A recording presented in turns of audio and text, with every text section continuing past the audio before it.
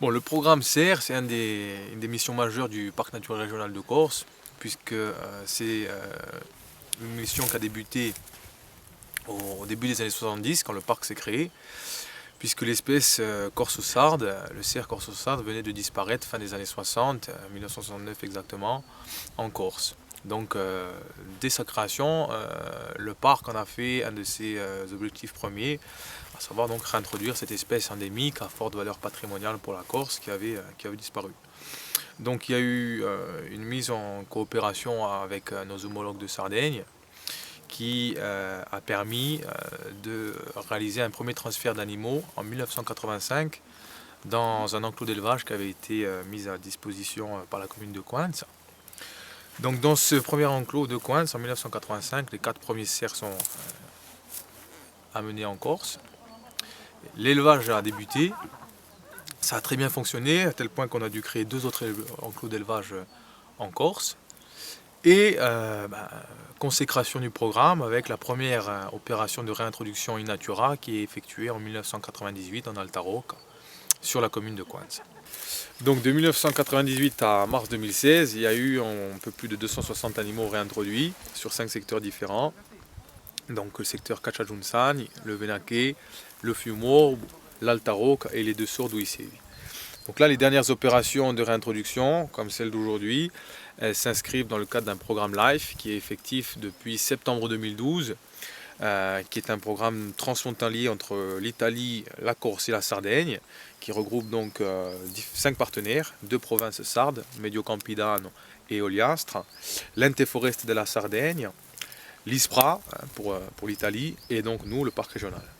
Donc on a réuni aussi un comité de pilotage local avec la plupart des membres du groupe Grand Ongulé en Corse, Office d'environnement, ONF, DREAL, ONCFS et les laboratoires départementaux.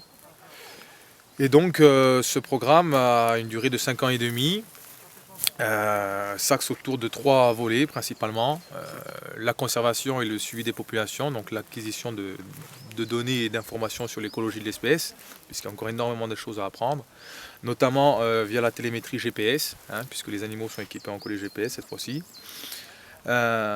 Deuxième gros volet, c'est trouver un équilibre possible entre le cerf et les activités anthropiques. Donc c'est surtout pour limiter les risques de collision en Sardaigne. On n'est pas trop confronté par cette problématique en Corse, nous c'est les quelques dégâts qui commencent à émerger. Donc à ce titre, le parc a financé pour près de 50 000 € sur ses fonds propres des clôtures électriques en plaine orientale pour remédier au problème des dégâts. Et le troisième volet, c'est le volet sensibilisation et éducation à l'environnement, pierre angulaire également de ce programme, puisque c'est l'avenir de ce programme, une fois que la réintroduction sera achevée, c'est de passer au volet sensibilisation des populations, des scolaires également. J'enseigne auprès d'adolescents réputés en grande difficulté, mais qui, si on arrive à leur proposer des actions motivantes et innovantes, sont prêts à exceller dans certains domaines. Donc c'est la 6e année que M. Grimaldi intervient dans ma classe. Donc on essaye chaque année d'informer nos élèves d'abord sur la biodiversité en général et à travers toutes les espèces que le parc peut protéger, gérer et voilà, pour lesquelles ils ont mission de sensibilisation auprès du public. Donc cette année, après le mouflon l'an dernier, le coursine l'année d'avant, c'est ça, je ne me trompe pas. Voilà. C'est le tour du cerf. Voilà.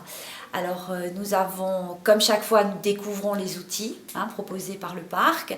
J'essaye d'adapter à mes élèves les supports qui nous sont proposés. Et cette année, c'est vrai que c'était quelque part le support le plus riche peut-être, mais aussi qui nécessitait le plus d'adaptation par rapport à mes élèves qui ne sont pas de grands lecteurs.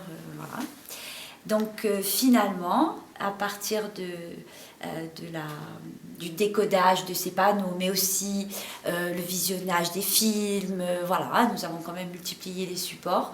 Mais à partir de là, nous avons choisi de confier une mission aux élèves pour qu'ils se sentent investis et aussi pour qu'eux-mêmes fassent ce travail de simplification qui était nécessaire. Donc c'est eux qui l'ont pris en main et qui l'ont mené. Donc nous avons décidé que les élèves présenteraient aux élèves de primaire l'exposition du parc en essayant de trouver, en fait d'établir la meilleure médiation possible d'élève à élève, de faire mieux que nous tout simplement.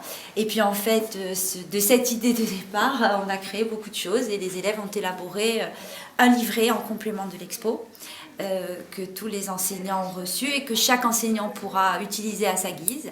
Mais les élèves de SECPA ont élaboré des mots fléchés à partir du vocabulaire, du lexique du CERF. On fait des textes à trous pour que les élèves puissent replacer les mots dans les résumés de chaque panneau. Et pour finir, ont élaboré des coloriages, ont préparé des coloriages pour que les élèves puissent s'amuser et faire un petit peu d'esthétique à partir de leur nouveau savoir. On a présenté On a aux accueilli enfants. des élèves, on leur a présenté les panneaux du cerf et on leur a expliqué d'où ils venaient, un peu, ce qu'ils mangeaient. Où ils vivent. On nous a appris des choses qu'on ne savait pas.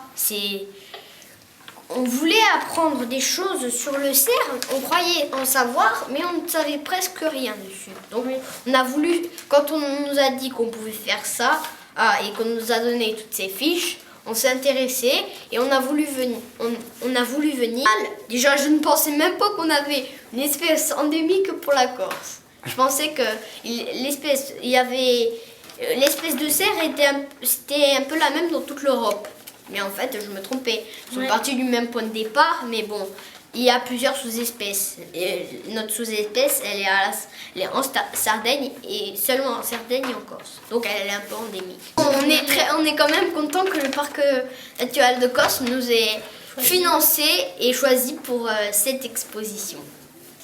Le service éducation à l'environnement et au développement durable du parc naturel régional de Corse a pour mission d'éduquer au territoire. Et on a vu que dans le cas de cette exposition qui est un outil mis à la disposition des enseignants, éduquer, c'est impliquer. Voilà. Éduquer, c'est impliquer, c'est-à-dire que là, c'est le public qui a pris le sujet en main et qui l'a exposé à un public plus large. Éduquer, c'est impliquer, mais c'est aussi ouvrir à la compréhension du monde réel, à la compréhension, à la description du monde réel. Et là, on a un exemple qui est extrêmement bénéfique, puisqu'il s'agit, il s'agit de montrer quelles sont les actions, comment comment l'activité humaine influe sur l'environnement, comment l'activité humaine influe sur la nature. Bon, là, à travers cette exposition sur le cerf, les enfants ont pu voir que l'action de l'homme, bon, elle n'est pas toujours mauvaise. Une espèce a disparu, une espèce endémique a disparu, et depuis 1985, il y a eu une action importante, et là maintenant elle a été renforcée par le programme One Deer, Two Icelands, qui met à notre disposition des moyens nouveaux pour intervenir auprès des scolaires et pour leur proposer des outils adaptés qui leur permettent de mettre en œuvre une pédagogie de l'investigation, une pédagogie active, une pédagogie de la découverte. Les enfants ont fait des questionnaires, ils ont fait des observations, ils ont découvert, ils ont fait un pas vers le monde de la science. Il y a eu tout un truchement de questions et d'observations qui les fait progresser.